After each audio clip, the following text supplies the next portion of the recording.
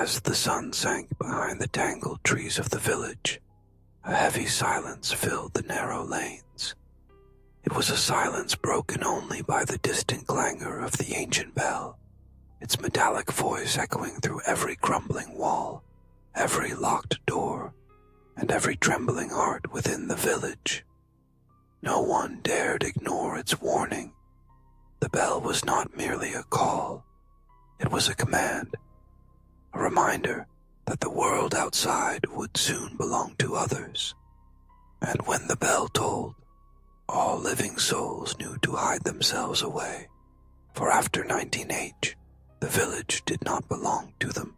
Rana Sahab's figure moved swiftly down the lane, his long shadow stretching before him like a dark omen on the dusty ground. He checked each door with careful hands, rapping gently, a murmured word passing through his lips as he ensured every family was inside, every bolt slid shut, every latch drawn tight. He was the village's silent guardian, the last line of defense against the encroaching night. Behind him, the horizon faded from bruised purple to ink black. Already, the air grew heavier, as if unseen hands pressed against the windows, testing for weakness. Rana Sahab's own house stood at the edge of the village, close to the gnarled banyan tree where the crows gathered each dusk. As he entered, he turned the key in the lock and pressed his back to the door, breathing in the thick, acrid air of his home. "Dev," he called, his voice urgent but low. "Hurry!" Dev, his son, was already at the windows, hands moving with desperate precision. He closed the wooden shutters, pressing them tight, then drew the heavy curtains shut with trembling fingers. Each movement was a careful ritual, passed down from father to son, for generations. It was not to keep anything out, but to keep themselves from seeing what prowled the night. The entities, those who walked the village after the bell, spoke with faces and voices that once belonged to friends, mothers, children, but none who looked ever returned unchanged. Rana watched his son move, pride and dread warring in his heart. "Remember, Dev, we do not hide from them. We hide from their gaze. If you see them, if you listen, they will find a way inside you." Dev nodded, his face pale in the dying light. He had never seen his mother's face in the night, and he clung to that ignorance as tightly as he clung to the memory of her laugh, the warmth of her arms. The minutes ticked away, the bell's echo fading into the hush.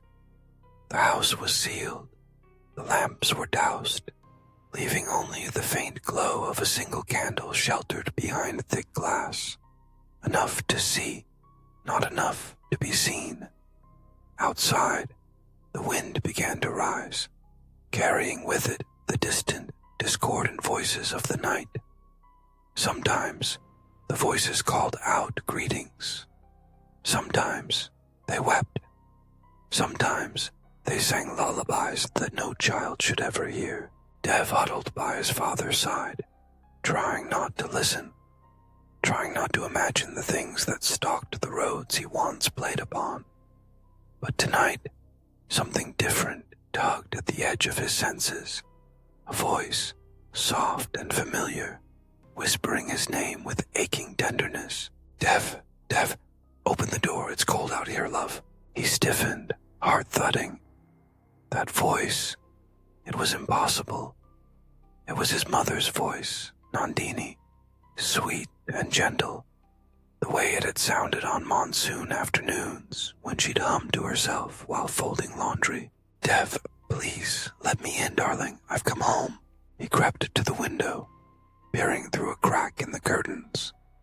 Outside, in the uncertain moonlight, stood a figure, her sari fluttering, her dark hair tumbling over her shoulders.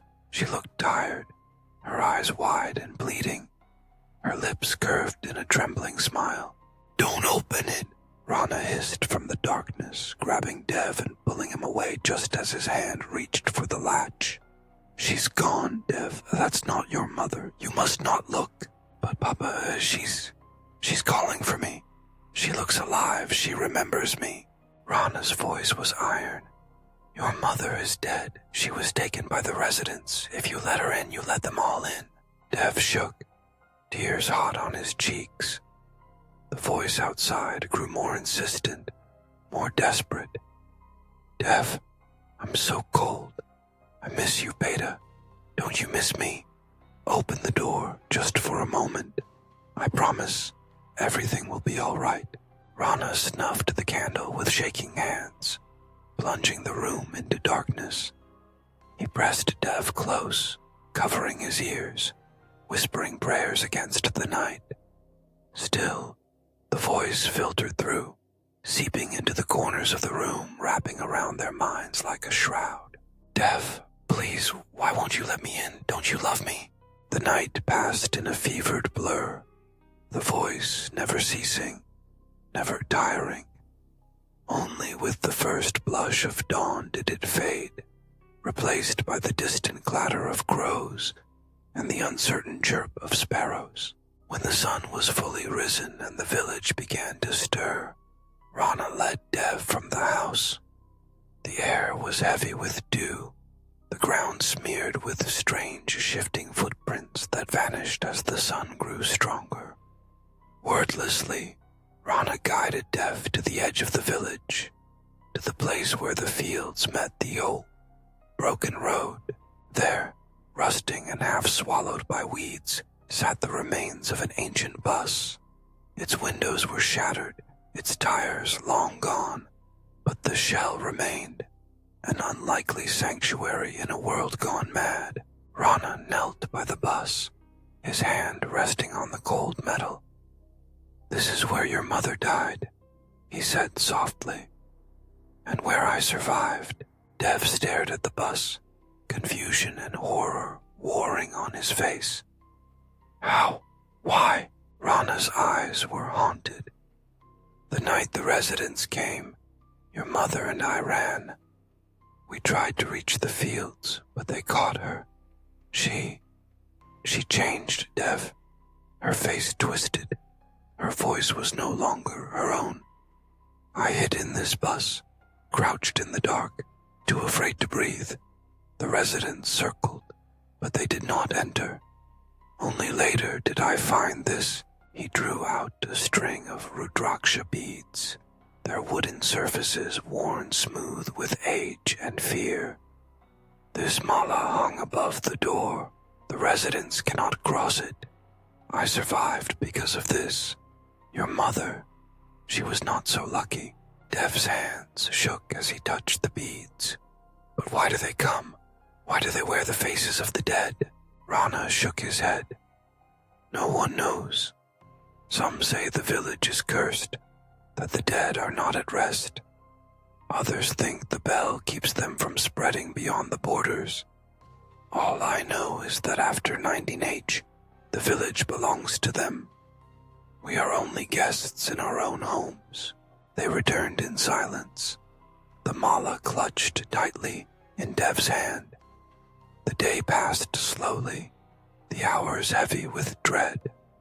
As evening approached, Dev found himself drawn to the home of Baban, the oldest man in the village, whose stories were as twisted and gnarled as the roots of the banyan tree.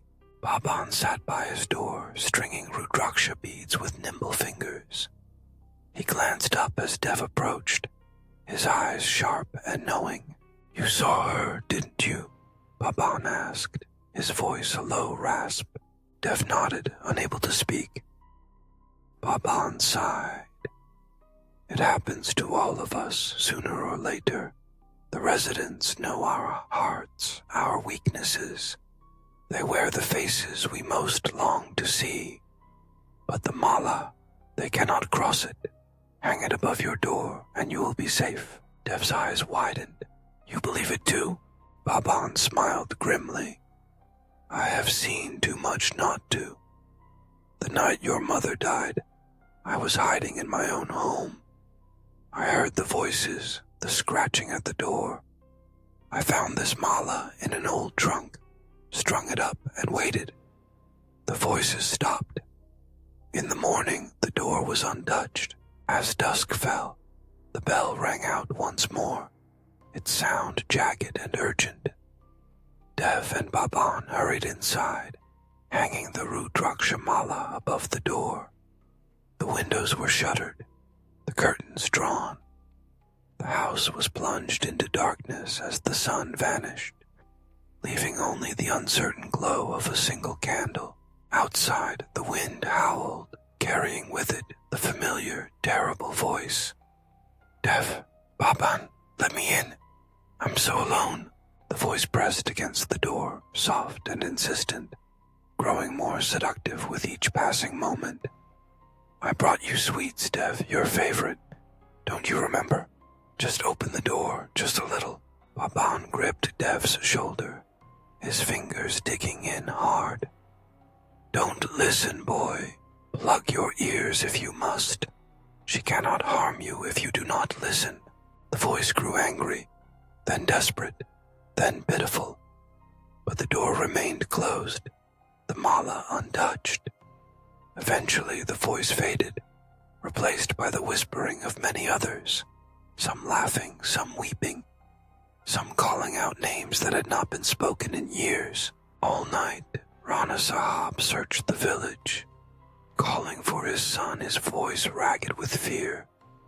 He banged on doors, peered through windows, his eyes wild and haunted.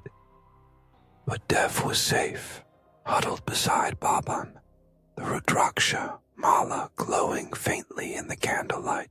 When dawn finally broke, the village was silent once more, the horrors of the night receding like a bad dream.